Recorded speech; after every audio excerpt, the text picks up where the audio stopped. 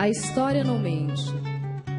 Está lá escrito que a elite baiana, em bem do socorro público numa capital civilizada como Salvador da Bahia, pediu a extinção de grupos mal vestidos, sem espírito nem graça, que sob o pretexto de se africanizarem, andavam pelas ruas oferecendo um espetáculo triste e vergonhoso dos seus sambas.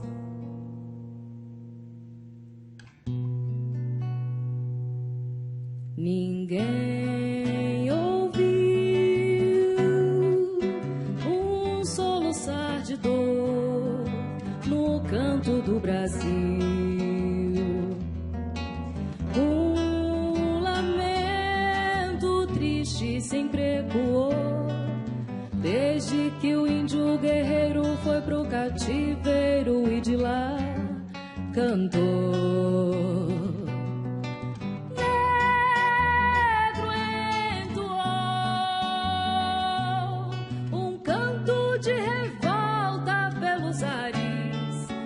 Quilombo dos Palmares, onde se refugiou.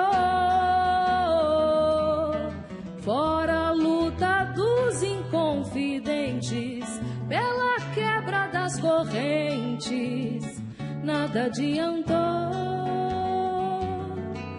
E de guerra em paz, de paz em guerra, todo o povo dessa terra, quando pode cantar, canta de dor.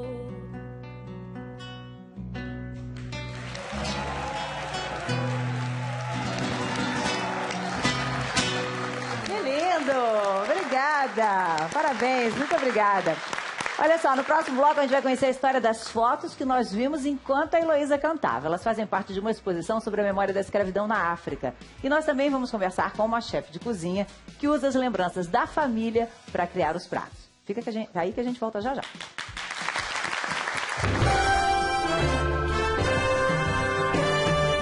Estamos de volta ao vivo recebendo visitantes de Minas Gerais, Rio de Janeiro, São Paulo, Paraná, Pernambuco, Bahia. E o nosso bom dia, como é seu nome?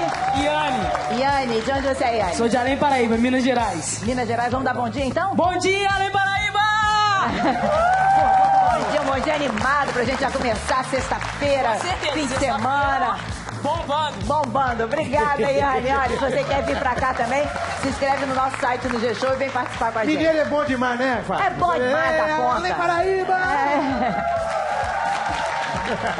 Olha só, a gente falou das fotos, né, que a gente exibiu durante a apresentação da Heloísa, e as fotos são do César Fraga. Deixa eu deixar o microfone aqui. César, vou pedir pra você vir até aqui. César é fotógrafo e autor desse livro aqui. Gente, é um livro lindo. O livro Do Outro Lado. Você viajou por quantos países? Eu percorri 9 países africanos que fizeram parte, de alguma forma, da rota dos escravos para o Brasil, dos negros escravizados para o Brasil. Então, o seu foco era exatamente para refazer esse caminho de lá para cá? A gente partiu da pesquisa do professor João Reis, que é uma das maiores autoridades no assunto no Brasil. E fomos eu e o historiador Maurício Barros de Castro atrás de memória material, imaterial e também trazer um pouquinho de contemporaneidade. E você encontrou muita coisa ainda sobre essa época? Porque a sensação de que passou tanto tempo, que podia não ter mais nada. A gente ouviu de muitos africanistas que a gente não ia encontrar, porque eles passaram por problemas posteriores também muito duros e que a gente não encontraria isso. E aí no primeiro dia a gente estava na cidade velha, no Cabo Verde, a gente encontrou o Pelourinho de pé lá, e então aquilo foi um sinal de que as coisas aconteceriam. Explica o que seria o Pelourinho pra gente... O Pelourinho é um pórtico onde eram amarrados os escravizados antes de serem transportados para os navios que os trariam pro Brasil. Então esse foi logo algo que você encontrou e que você percebeu, no primeiro dia de viagem você percebeu assim, não, vai render. A gente fez o seguinte, a gente acompanhou uma visita de um grupo de crianças à exposição, e é muito legal ver o que eles percebem, o que eles sentem quando olham para a exposição. Vamos ver juntos.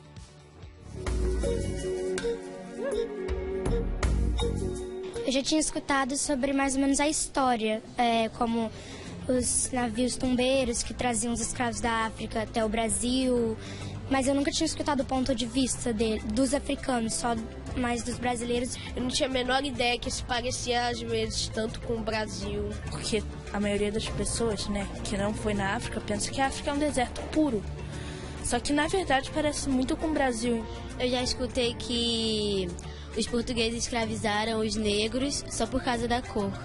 E não devia fazer isso, né? Porque todos nós somos iguais. Eu tinha escutado que muitos africanos vieram para o Brasil como escravizados e eram tratados piores do que animais. Eu até não sei que não fui eu, mas só de pensar que meus antepassados fizeram isso, eu acho que me sinto triste. Eu não sei como nem com animais a gente faz isso.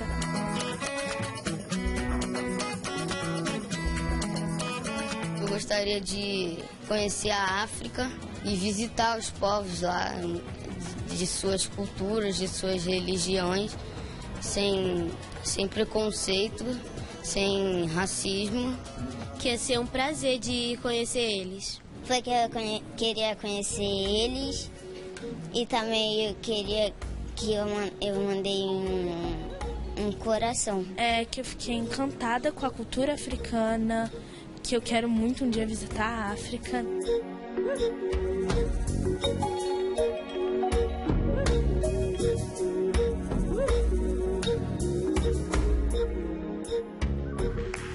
Eles dizem ali que eles mandaram um coração, porque na exposição as crianças, né, podem escrever uma mensagem como se colocassem naquela garrafinha e jogassem ao mar para chegar até lá. Então as crianças ali... Ana Black, se você pudesse botar uma... Ó, ela está escrevendo, olha que fofo. Ela vai botando nos tubinhos. Cada criança que visita a exposição escreve uma mensagem. Você vai mandar essas mensagens todas, né, claro, César? Vai mandar... Claro, a gente vai... tem duas formas. A gente está negociando com o Itamaraty de levar essa exposição de volta. Ah, seria bonito, né? Seria um lindo retorno. Se isso não se viabilizar, que é provável, a gente vai mandar essas garrafinhas para os países que a gente visitou e, de alguma forma, essa energia voltar para o outro lado do oceano. O que você escreveria, Ana, para eles? Para meninas da sua idade? Eu escreveria que, eu também gostaria muito de conhecer a cultura deles. Eles foram muitos escravizados da África, mas, é um povo muito bonito, né? Cheio de cores vivas e tal. É bonito mesmo. Tem muito a ver, você falou que gostaria de conhecer a cultura, muitos dizem que gostariam de conhecer a cultura. A gente trouxe algumas coisas, alguns elementos que são roupas, que o César já usou, né, César, em algumas viagens. Já usei. E trouxemos também um pouco da comida, que tem muito a ver com a comida que a gente usa aqui. Eu vou chamar pra cá a chefe Andréa Nascimento, que preparou tudo isso. Que você também tem uma memória muito grande de família na hora de fazer o seu trabalho, né, sim, Fátima. Andréa? Tenho, sim. Você tem lembrança do que a sua mãe fazia, ou que a sua avó fazia? Minha mãe, a minha avó, por parte de mãe, e meus tios, por parte de pai. Então, assim, essa é a memória que eu tenho bem forte. A priori, gostando de comer, eu abria, ficava tudo. E com 18 anos... montei meu primeiro restaurante. E também enfrentou. Ninguém imaginava que ela era dona de... Ela é dona de 3 restaurantes. Muita gente chega não tendo ideia de que é você a dona, né? Eu estou em 3 lugares maravilhosos. Um no Museu da Arte Moderna, lá em Salvador. Em cima da Baía de Todos os Santos, assim, bem privilegiado. No Museu dos Palacetes das Artes e do Rio Vermelho. Que está num bairro bem, bem bacana, onde tem bastante artes. Muitos restaurantes, um circuito gastronômico incrível também. E são lugares incríveis, então as pessoas elas ficam... você falou da questão do... Assim, como é que a Andréa está nesses lugares privilegiados? Como assim? Quem é essa Andréa? Mas você tá lá. Tô lá, firme e forte. Tá lá e é a dona. Aí ela quiser, você é a dona. Você experimentou, César, algum desses... Oi, fala. Se quiser alguém para experimentar, podem contar comigo, porque agora tá interessante. A gente pode distribuir depois do programa. Na fila aqui atrás. Não, o dendê é uma coisa que é fundamental. Sim. Eu costumo dizer que o dendê ele é o sangue, né? Que ele traz bastante, ele traduz muito a nossa história, né? Assim, essa diáspora que chega aqui pra gente aqui no Brasil e na Bahia, né? Então, assim, eu utilizo bastante o dendê, inclusive em alguns pratos, de uma forma, não só dessa forma, mas de uma forma é como a gente utiliza o azeite doce, como um toque final. Pra abusar do aroma que o dendê ele O tem. bobó, eu acho muito que bacana. popularizou muito, o xinxim também. Aí eu tenho o bobó de Vatapá. camarão. Isso. Agora, efó, o que é efó? Eu não conheço. Efó é um refogado de folhas, que pode ser língua de vaca, né? Que dá... No mato tinha muito no quintal da minha avó. A taioba, né? Que tem muito, inclusive na região do Recôncavo. E ele é um refogado no azeite de dendê, com cebola, aí tem um amendoim, Mas é castanha. só folha? Só folha. E Aí eu tenho a taioba. E a origem Desculpa, qual é? língua de vaca. De que país da África você acha que... Então, olha, ele vem de vários lugares da África, mas assim, eu resgato isso justamente da parte do recôncavo, que se utilizava muito, se utiliza muito. Assim, é bem difícil encontrar no restaurante, porque assim... Você encontrava em qualquer lugar no quintal de casa, e hoje você encontra em poucos lugares no quintal de casa. Heloísa conheceu algum? A Heloísa veio com 10 anos, né? Com 10, 12 anos. Eu conheci a maniçoba. A gente tem um prato lá em Angola que é... Eu acho que seria a nossa maniçoba angolana. Que lá a gente chama de quizaca, que também Sim, é ele feito, utiliza que também folha, é feito isso, com a da folha mandioca. da mandioca. Então, quando eu comi maniçoba pela primeira vez em Cachoeira... Maniçoba é raiz, é uma raiz. Não, Maniçoba é a folha da raiz. É a folha da raiz. Folha da raiz. A folha da mandioca. Então, quando eu comi pela primeira vez, estava bem fresquinho na minha memória, porque é uma coisa que eu já conheço. O dendê também, que lá em Angola nós chamamos de óleo de palma, também faz parte da nossa culinária, é o nosso arroz com feijão. Então, estava tudo certo. Quando eu cheguei na Bahia, não teve estranhamento nenhum à culinária. Você adaptou rapidamente. Muito rapidamente. Você gosta do quê? Você como bom baiano? Bom baiano, eu gosto de tudo aí. Gosta de tudo? Tem bolinho de estudante, que é tapioca, né? Tapioca, coco, açúcar e canela. Pode começar pelo bolinho, né? Que tá assim, começa pode pelo pegar. docinho Pode aí, provar, vamos viu, ver. Ana? Enquanto isso, eu pego o César e você prova depois, César. Essa é a sua rota, né? Essa é a sua rota, né? Isso. A gente... Os países que você visitou. E essas roupas? Vieram de algum... De onde elas vieram? Deixa eu tentar... Tenta lembrar alguma coisa aqui pra gente. Moçambicana. Essa túnica aqui, olha, masculina aqui. Gana. Aqui é Moçambique também.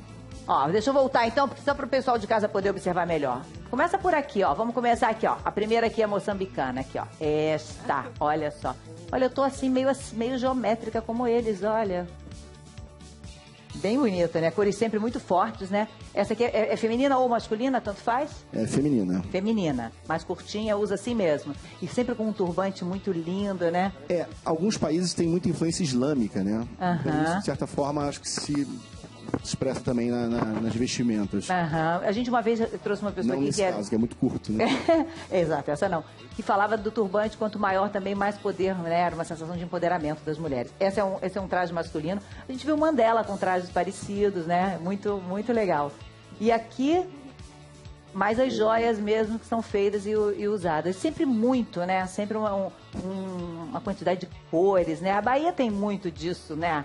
Acho que a gente olha as imagens, se confunde. Acho que tem algumas imagens ali do seu livro que a gente viu, que a gente poderia perfeitamente dizer que aquela imagem foi feita no Brasil. Você teve essa sensação também? Várias vezes, assim, eu olhava e falei, isso aqui é Madureira, isso aqui não é África.